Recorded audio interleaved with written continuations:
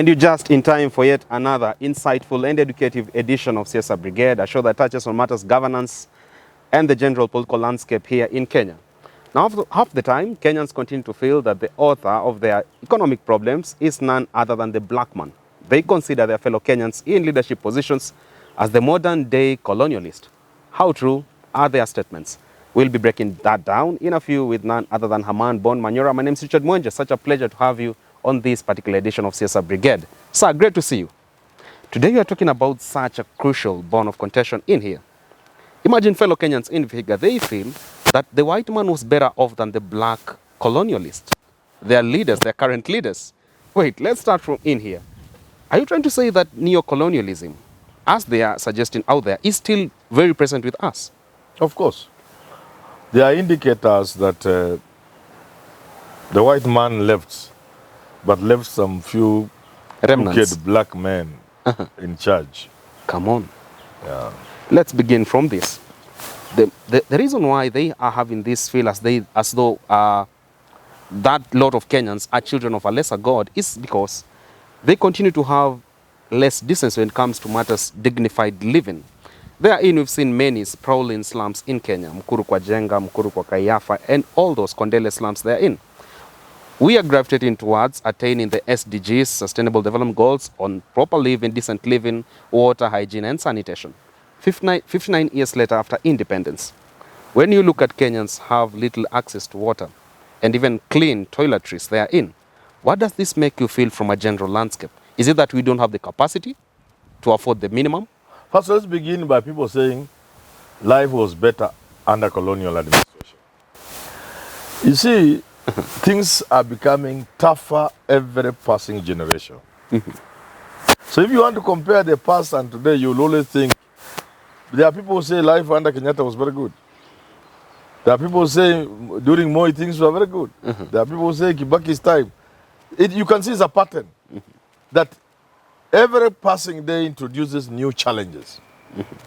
So what you are actually basically saying are challenges of modern times. Rural-urban migration, increasing levels of poverty. You know, so you have slums, not just slums are there, it's because of rural-urban migration, diminishing opportunities in the rural areas. The challenges then arise out of cities that do not have capacities to hold people in them. And that's why I come back to my pet topic, thinking. Big thinking? You need big thinking to get out of this. Big thinking. But then... So when I'm critical, for example, of the cabinet, I am not criticizing anybody. I'm not seeing the big thinking required. But in as much as each new day presents its own difficulties and challenges therein, with the kind of taxes Kenyans are paying, they consider the taxation regime punitive. Do you mean we cannot afford even the bare minimum, that is clean water or modern toiletries? You can afford all those things, but you need two things. Number one, thinking, big thinking. How different? Ideas to drive the economy and the politics. You need a knowledge-based economy to handle the modern world, the challenges of the modern world. See, the second thing which arises out of the absence of the first thing is we live in a country where money is everything. People will cut all sorts of corners to make money. When somebody puts on a tie like you now headed to the office, they are not going to work. The average Kenyan public servant, apart from the teacher, like a Manyora, when you leave your house and then enter your car or matatu, you are not going to work, not serve the public. You are going to look for an opportunity to make money. Even the doctors? Leave doctors and teachers out, because we are the only ones who work. I'm talking about these guys in offices. Even the cleaner there is going to cut a deal somehow to hide a file, to do what? You know, everybody is going to make some money. Come on. So now, those twin problems. One, a country that does not know the place of knowledge in the affairs of any nation. People who don't know that an economy that's not knowledge-driven cannot survive, leave alone thrive. are people who give education lip service without knowing that without education, no country can go anywhere. A country that gives nothing for research, even after witnessing Corona and knowing that COVID could have wiped us out had it not be for the advancement in science from the other parts of the world. And I was telling my students only this week, how sure are we something will not come up, a disease, a calamity that will be skin sensitive, that could target only the black skin? Scientifically, that's possible. Now, the challenges of Corona and the rest and Ebola are solved for us by white people and the other Asians and the rest, because they know it can get to them. But supposing something comes in future which only attacks a black skin, we will be wiped out. I was telling my students I will not be surprised from the grave 100 years to now to see there's no black man on the face of the world. It could happen? Yes. If you look at the development and evolution of species, there have been species which no longer exist. Natural selection. Yeah, and one of the common denominator, if you look at those that are extinct, are two things. One, adaptability. They were not good at adaptability. Secondly, the brain size. An animal will be very huge, 10 tons, but with the brain this size, the head this size, and therefore the brain this size. So I'm telling Africans, when you look at a country like this, you get 30 billion and give MPs in the name of CDF to go and toy around with and play around with. And you can't even give $1 billion for research. But then, sir, again, before we get to that about the allocation and how it is actually appropriated, yes, we've seen inscribed in our national anthem is the higher calling for plenty to be found within our borders. Yes. Oftentimes, Kenyans have a feeling that instead of plenty being found within our border, it is found in people's stomachs. And pockets. For this country, whereby drought is ravaging northeastern and a number of citizens therein, spread across the country, where do they drop the ball when it comes to having the best interest of a Kenyan at heart? At what point do they sacrifice it at the altar of a few probably kickbacks? But I've told you, begin by having intelligent men and women in charge of your affairs. Number two, create a welfare society. How so? To reduce the necessity for people to steal. Some people steal from the public. A nurse can walk away with some medicine from the hospital. Not because she thinks stealing is good, but because the child has to report with some books to school tomorrow, and she doesn't have the money. In Kenya? Yeah, a policeman is collecting bribes on the road because he has a sick child, and they have to take them to hospital, or there's a prescription for medicine he couldn't afford. So he will harass people to get money to go out. So you begin by providing a welfare sort of state, where you have free medical cover, where you have free quality education, where you have policies that guarantee good housing. Now, you make it difficult for people to steal. And the few who steal, you punish them. Now that one you have sorted out that side of money. But in order for that to happen, the people driving that agenda must be the best the country can produce. You see how the two work together? I see. Yeah. When you look at the private entrepreneurial sector in Kenya, a section of it feels that they are still under the shackles of modern day colonialists. In this sense, they find the government is trying to fight riches, yet the enemy is poverty in here. You become a billionaire, say I am Manu Chandaria for that case. When it comes to the election year, if I don't part of my revenues with probably someone contesting within my jurisdiction, then I'm going to be sabotaged once they get into power. You have to bankroll them in their campaigns. There is a feeling of entitlement. Once you serve under Nairobi, you are multi-billionaire, you have to fund my campaigns. How did we get to this point whereby you can be sabotaged just because you're making success in your private investments? I think that's a global problem. Most rich people, most influential people fund campaigns. It's a global problem. You know, and they find, somebody gives Raila 20 million, gives Ruto 30 million. You know, it's a normal thing. In fact, they are rarely coerced into doing it. It's a practice they gladly engage in, hoping to get rewards once somebody gets to power. Not out of philanthropy, No, basic philanthropy. they're in business. You spend 100 million, then you'll get 3 billion worth of contracts. It happens in America, it's everywhere. How then do you explain those who fail? Once you come into loggerheads with the government by not literally bending your back, then there is the case of extrajudicial killings. They no longer feel safe to be in Kenya. A modern citizen, a normal citizen in Nairobi will always walk looking over his shoulders or her shoulders they are in. When it comes to this country, year in, year out, this year in particular, we've seen the cases of extrajudicial reviala bodies they are in. Before 2030, because you have so many goals under SDG, and some are not actually factored therein, do you think extrajudicial killings, say in the next 10 years, will be a thing of the past in Kenya?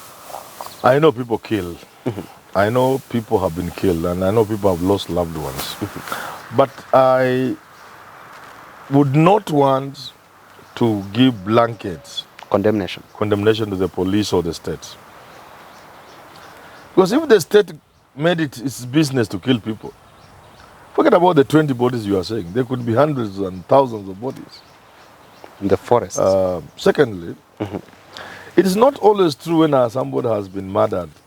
He has been murdered because of political reasons.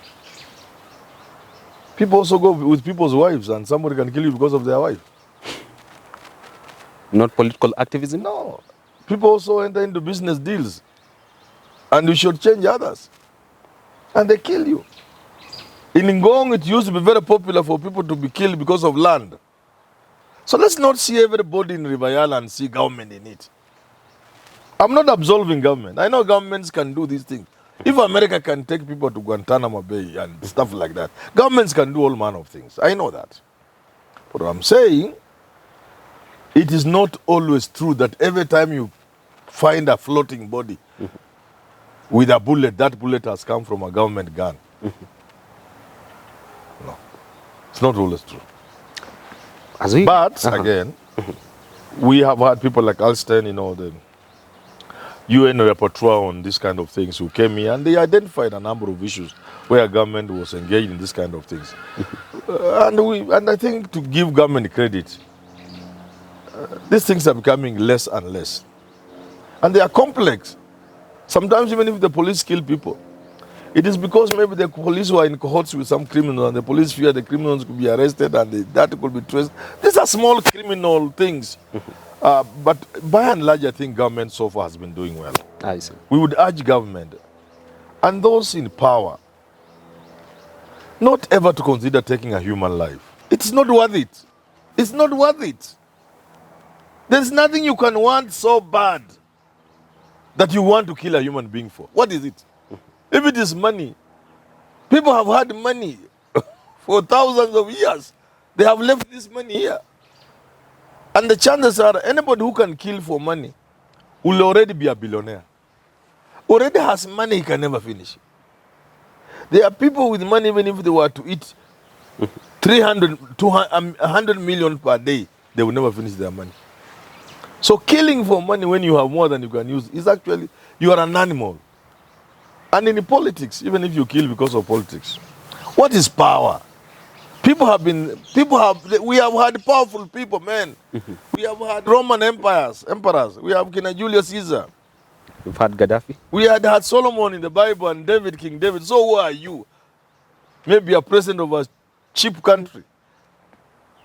Even if you are the president of America. Americans' presidents are powerful, but they are not half as powerful as King David, King Solomon. People like Julius Caesar. So, I have never understood why anybody would want to kill somebody because of business gone, even if it's a piece of land. So what? You've always had the best interest of this country at heart, and you've actually boldly spoken about it. Yes. But for probably us who are under this young generation and who will be the leaders of today and tomorrow, and you guys are long gone, would you then advise someone like Richard Mwenja, who wishes to undertake radical surgery for this country, perhaps to pursue the route that is of whistleblowing and literally being bold enough to put out the government whenever it messes up? Or you'll say Kenya isn't in that capacity framework, in terms of policy of giving room for whistleblowers and literally celebrating them instead of victimizing them? Are we there yet? The whistleblower is defined within the confines of law. Is a person who helps society identify wrongs at a great risk. And whistleblowers operate in the countries that have programs of witness protection. I don't think we have such a good programs. For that reason, I would hesitate to invite Kenyans to run into danger in the name of whistleblowing. Patriotism. But there's something else I invite Kenyans to do. Which is? Because this is your country. When you see people who work with you, especially your superiors, do things that will bring the country down, that will bring your organization down, that will bring the school down. When you see a principal doing things that will kill a school, a vice chancellor finishing a university, an MD running down a parastatal, there is so much you can share with the public without exposing yourself to any danger. Today with social media, there is so much you can do without leaving a trace to yourself. Share this out so that we shame these people and we stop them from destroying the country. Because I'll give you a very good example. There is a parastatal producing a certain commodity, building material. I don't want to go into this, the people will know. It has gone down. The workers have suffered. They had land they had bought for themselves. There was at some point, they were supposed to sell that land to save the parastatal. There were schemes of theirs like pension which have gone with the river. Reviving that parastatal has become a dream. You know what? When the boss was ordering material to come from the factory without payment, because there's the way bridge, how much of it has gone out? There's the documentation. So there is no documentation. It is not even being weighed. So you know the MD is simply taking this material to go and sell or build his houses or construct whatever it is or whatever, or give to Chinese constructors. And you are there. You do nothing. Then it collapses. He has made enough money to go and live in luxury. You can't even take your children to school. This is the bit I'm telling Kenyans. When somebody is messing an institution where you work, share that information. Social media has made this one very easy now. Nobody can even trace it to you. Share it out. When you see vouchers passing for fake payments, take a picture of that voucher. Share it in social media. When you see funny contracts, because many people see, they want to know who has taken the picture of the same.